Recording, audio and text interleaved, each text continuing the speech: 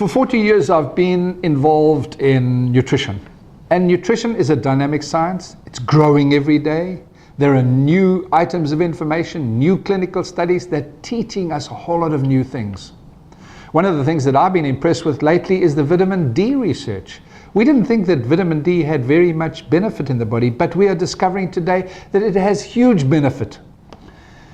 But the most important single element that I have discovered in these 40 years is the discovery of the FoodMatrix technology. What does that mean? It means that we don't use chemical isolates as nutrients, but we use whole, complete food. That's what it means. So what's the difference? Well, you can have vitamin C in the form of ascorbic acid, and that means that it comes from an orange or an apple or a guava. But in nature, ascorbic acid as a powder, as a white crystalline powder, never occurs in nature like that. It always is related to its food matrix, its food content.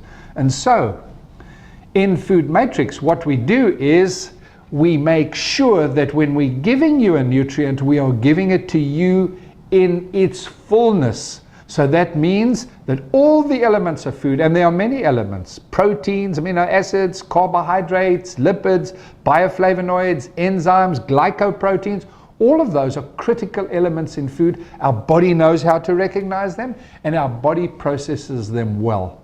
And so instead of giving you a simple single chemical that the body finds very difficult to process and has to use a whole lot of enzymes to make sure that it is being utilized in the body, we are giving you a concentrated food.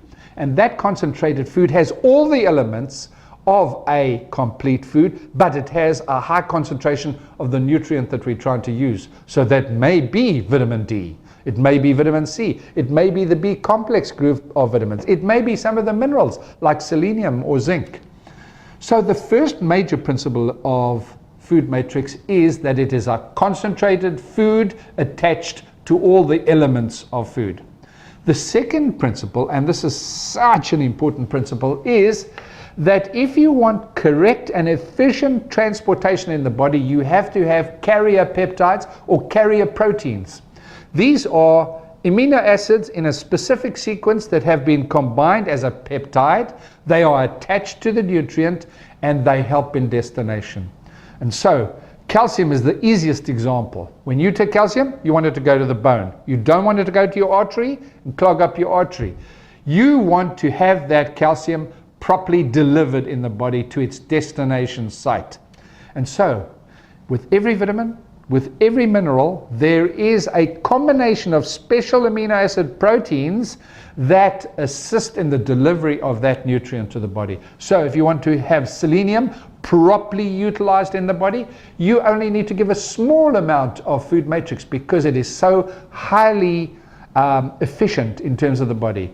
The absorption is efficient, the bioavailability is efficient, the utility in the body is efficient, and the retention is efficient. It's very important. If you're going to take a chemical vitamin B, its lifespan in the body is very limited. It may only last for 10 minutes.